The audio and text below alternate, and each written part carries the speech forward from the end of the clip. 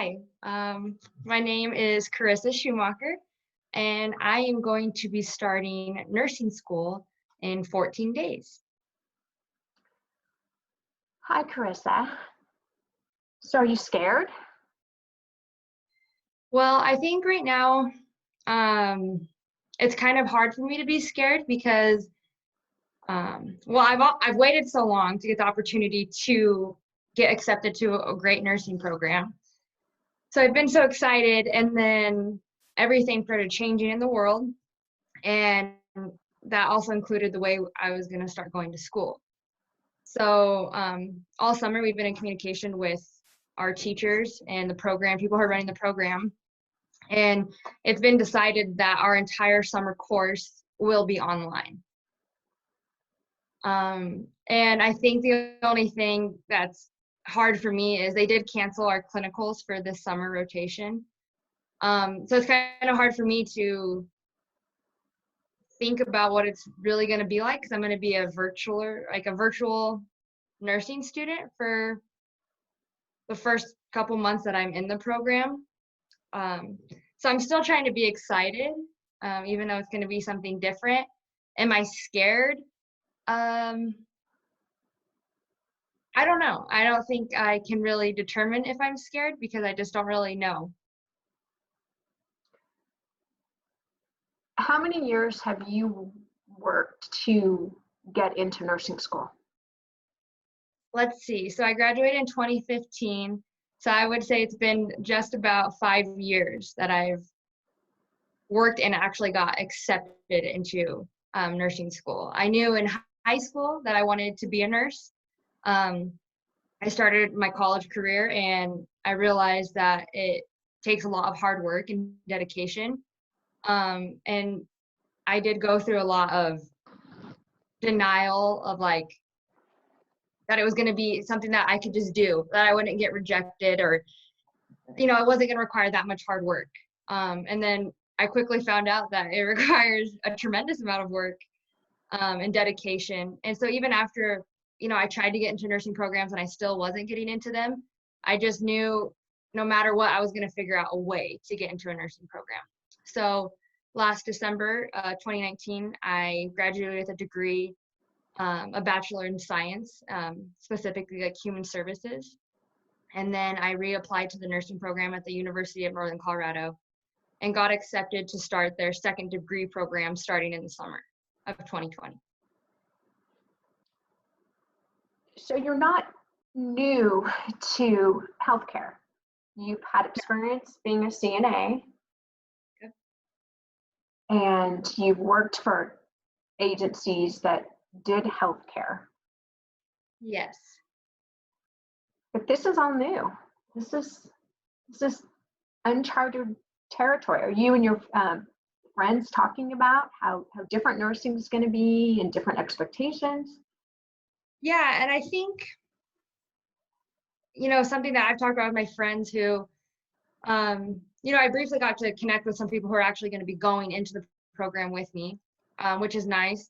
We're still trying to figure out, how do we get these clearances and things done when we can't really be doing things in person. So it kind of puts a hold on things. And then, I talk with my friends who are in other professions and they're adjusting their lives to online. And in a way, I feel selfish that I'm so upset that everything's going to be online, because I did wait and work so hard for, that day to put on the scrubs and go into your first day of school and have everything ready that I've been thinking about for years. And once I got accepted, already planning how that was going to look. And now I feel like that opportunity has been taken from me. And I know that I'm so excited and very thankful and blessed that I did get the opportunity to get accepted and that I will still be able to complete this program. It's just at times those feelings come up when it's changed the way it's going to be. I don't get that first day excitement where I get to go to campus and be in a nursing environment. I'm going to be at my home learning online. Have they discussed it? Will this set you back? Will it take you longer to go through the program because you're not getting the clinicals and your state license? Have they talked to you about any of that? So the school's been great of communicating with us about like what they're expecting, but I think what's hard is that they honestly don't know either. Um, when this pandemic first happened and everything was closing down, it was that we would be going online until the first week of June. And then we were going to be going in person. So nothing was going to be on hold. And then they get news a week later that we have to go online through the whole summer. So I think they're trying to adjust, and they assume, and they're doing their best to make sure that we won't be delayed. So they've been talking about maybe scheduling the doubling up the clinicals. So we'll be doing our clinicals that would have happened this first rotation. We'll also be doing them during the second semester. So I know they're working their hardest to try to make sure that everything's going to happen on time, but they did voice in a meeting, we had a Zoom meeting last week, that there is a possible chance that things could get delayed for us as far as graduating on time and completing everything. So is this making you want to be a nurse all the more? I don't think it's changed anything of my desire to want to be a nurse. I just think when you choose a profession like nursing, that it's a calling, and you do know that, there's going to be bumps in the road, and whether that means a pandemic hitting while you're supposed to be going to nursing school, I guess, you just have to do it. No matter what, I'm going to be a nurse. So if I have to go through an online for the first couple semesters, or if I get delayed, it's just kind of the process. So it still makes me, I guess in the end, it could really make me want to be a nurse even more. To know that it's not going to be the easiest road, but I think that's what makes it the best when you get out, is that you see yourself rise through all these adversities, or you just get better through it. How do you feel as a prospective student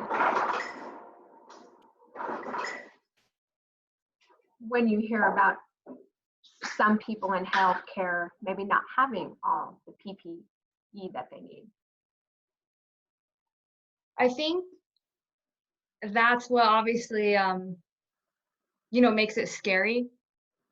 Yeah, I try not to watch the news as much because I think it floods your brain with a lot of negativity, but I do have social media, and, there's a lot of nurses or people who are in the medical field saying, we don't have PPE. And, sometimes they're getting comments from people who are like, well, you signed up for this.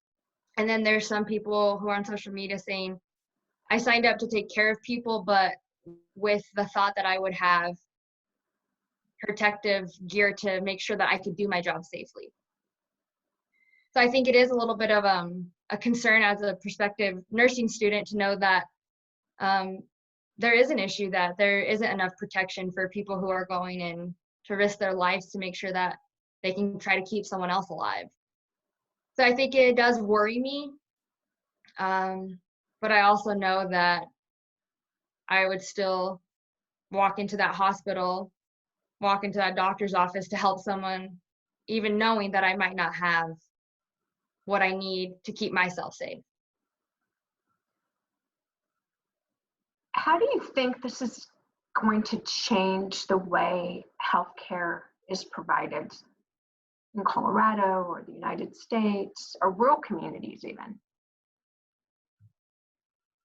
On a bigger scale, I hope that it changes the healthcare by maybe the way people think about the healthcare system, to know that there is some holes in it, especially rural communities. They've always had, I've always noticed, from working at KHEC, that there's been less of any kind of technology in rural communities, or even the amount of doctors or nurses who are available in the rural communities. So I just think it will, in the whole entire world, I just think it gives people, I'm hoping that it gives people the chance to love and care for people more, and also that people who are in the healthcare field work collectively as a team to get through things, And I think that this is what COVID is teaching a lot of people, is that it can't be done by one person. It takes the whole community, the people in the healthcare, the people in the community, just regular civilians, to step up and be kind and help out. What impact have you seen personally from COVID? Personally, I think it's, it makes you think about things differently. And I think it quickly did that. I feel grateful that I have my health, but it also was hard to be away from people. It was hard. My brother actually got sick with COVID, and so it was hard watching him go through that. And then also not being able to be around him. So it personally kind of took a toll on me. I thought about all the people who I didn't know that were sick and that were struggling with that. And I felt a lot of, guilt that, I wasn't personally experiencing that. And then when my brother got sick, it personally affected me, every night thinking, is he going to be okay? Is he, it causes unwanted stress. I think that came in with every day. You go to the grocery store and it's like, you're kind of worried that, you could be getting sick just doing daily things that never occurred to you ever before. In January, I never thought I'd go to the grocery store and be, so freaked out. But I go to the grocery store and I always use hand sanitizer, but now I'm extra cautious, having to wear a face mask, wiping everything down, trying to go when not a lot of people are there. So I think it just really changed the way I think about how I have to approach my daily life. And how's your brother doing? He's doing good. I would say he's about 100%. How do you see healthcare workers decompressing from what they're seeing from a day in to day out? What skills do they have that allows them to do that?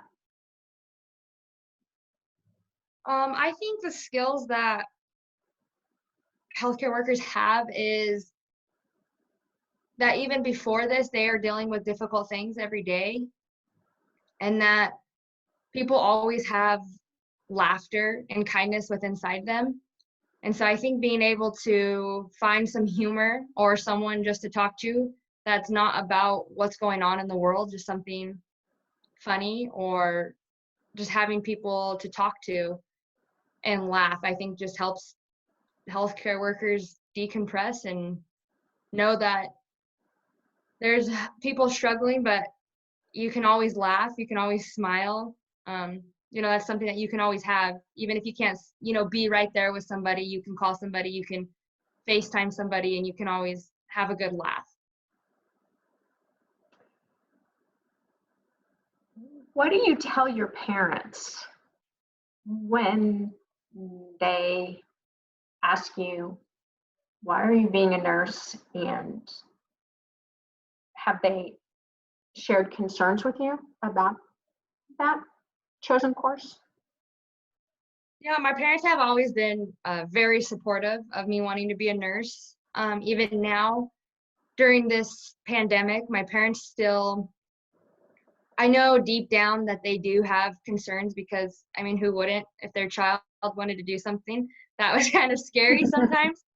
But they've always supported me and love that I want to do what I want to do. And, I just like to tell people that the reason why I want to be a nurse is because I want to be there for the people on the best and the worst days of their life. Because life's not always ups, but it's not always downs. And I think you need someone to, help you sometimes during that. And I think being a nurse, you do get to see the good, the bad, and the ugly, maybe all in one day. How do you want history to record this event? I think I want it to be something that makes people love one another. No matter what people's differences are, just to know that, I mean, during this pandemic, COVID doesn't discriminate. It can affect anyone. And I think that's something that people always need to remember. It doesn't matter who you are, you can get sick. So I think people also need to remember it doesn't matter who you are, you can still be kind, and love one another. And I really hope that really shows that in history, this crazy bad thing happened, but people put their differences aside and became closer, supported one another, and just were, really happy to be in the presence of people again when we're all allowed to be around each other again, to realize that you never want to take that for granted. So I hope in history that people can look back on this and know that they shouldn't have any kind of hate in their heart, because crazy things do happen.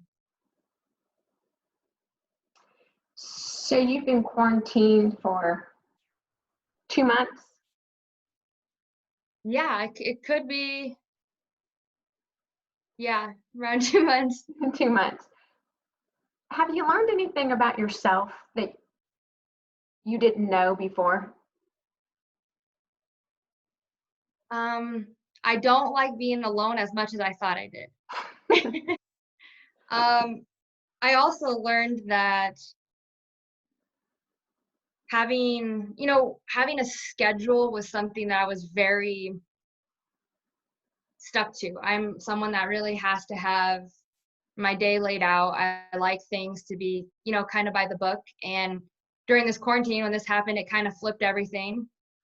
And so, yeah, I do still try to wake up and have some kind of schedule, but I do think that it's taught me to let certain things go, that a lot of things aren't in my control, which is very hard to accept because it's hard when you like to have things planned out that it doesn't always work out like that. So I've really learned that having to let that stress go, that I can't always control things.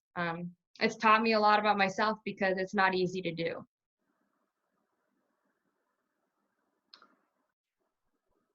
Have you been challenged with not being able to share in your normal religious activities? Yeah. It's been difficult and strange, as in this time it was, I was also regularly attending church on Sundays, and then confession also changed on how you can go about doing that. And then I started attending RCIA classes with my significant other, and that got put on hold. So it was like we were doing so much that quickly got cut back, and it was also something that I relied on so heavily. Having my Sundays to go and pray and clear my mind, just being in that place, being in church just gives you a different feeling.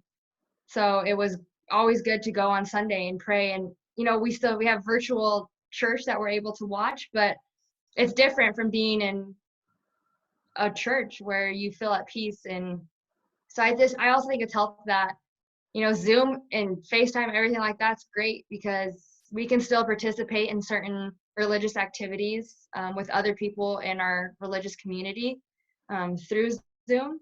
And I think that helps to have people who also have the same beliefs as you to pray about things. Not everybody not everybody feels the same way when something goes wrong or times are hard or times are good. Not everybody prays. And so to have people who also do that, it helps because it's a strength that I can't really explain that you feel.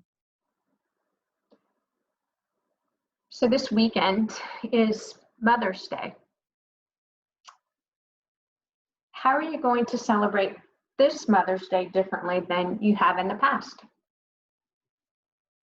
So it is going to be difficult. My mother, of course, loves me so much, and I love her so much, and we love being around each other. And it's going to be really hard to not have a big group of us go over for dinner. And hang out and, you know, get gifts for her that I would normally run to the store and maybe get her some new perfume because she loves stuff like that. And so I just think what's going to be different is I may not be able to be around her soaking up the laughter and the memories, but we will remember this Mother's Day in a different way. So, you know, I'm going to do my best to try to create something for her. And, you know, I think it's also kind of fun in this time that I get to maybe make something for her and leave it on her doorstep and then leave, and then she gets to see it. So it's a different way, but I also think you got to find a way around it, and, you know, just little acts of kindness, but also just to know that, you know, talking to my mom, I mean, I know that makes a difference to her. I talk to her every day, but it will be different on Mother's Day to call her and talk to her. Carissa, you seem so optimistic. Where does it come from? You know, I think I've always been kind of optimistic and happy my whole life. I think, but I think that's the only way I know how to get through things. Like I said, life can be bad and there's ups and downs, and smiling through the bad, but, you know, also taking the time to be sad or be angry, but just knowing that you got to keep looking forward. And I think that my faith and my family and my friends have instilled that in me, that they know that, you know, whenever you find me, I can have a smile on my face. And, you know, I think that just helps me because my family's always, you know, encouraged me even through the bad. And so I know that it will get better. We are so very lucky to have you and to have somebody who's willing to put forth so much love. So thank you. And you're going to be an amazing nurse. Well, thank you. And I'm really looking forward to my future as a nurse.